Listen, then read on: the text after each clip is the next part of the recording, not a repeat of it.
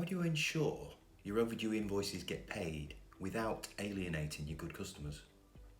The 3 steps to recovering monies due where you can while supporting your customers.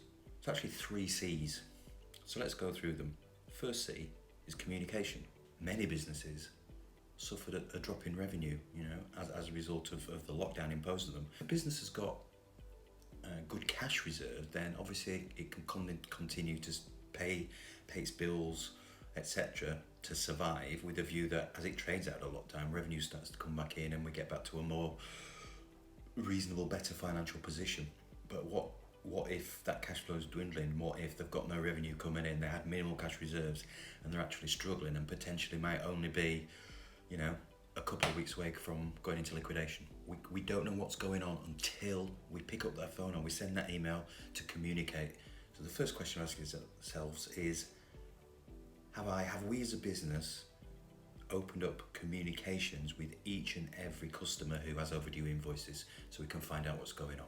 The second C is categorize.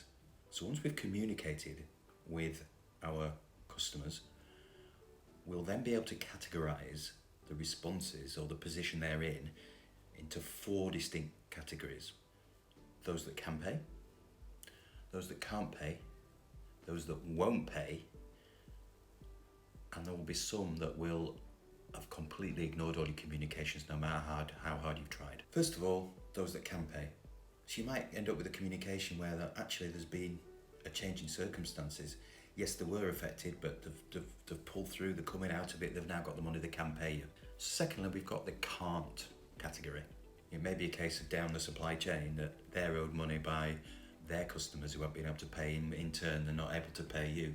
The idea here is to put together some sort of a payment plan. Just one thing to think about that is make sure that you put that in writing and you keep on top of it, because if on the first or second payment there's a delay in that coming in, then you've maybe got bigger potential problems than you thought. The third one, those that won't pay.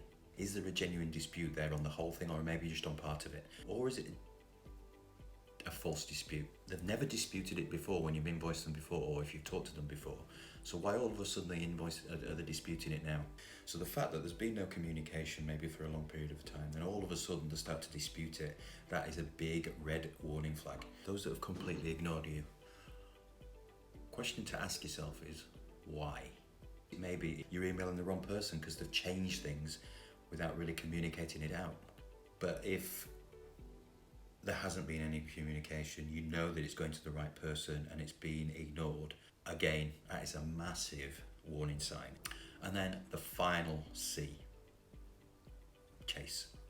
Doesn't matter whether they've just promised to pay and they say they can, whether it's a payment plan, or it's just people filtering into your existing system. Make sure you follow up. Follow your chasing procedure. Do not procrastinate, especially at the moment where things are tighter. Revenues are tight. A lot of businesses are struggling. A lot of businesses have got dwindling cash reserves. Some of those are coming to the end of those cash reserves. The longer you leave it, the harder it's going to be, and the higher the risk of getting to a situation where a business will never be able to pay you and you're going to have to write it off. So there you have it.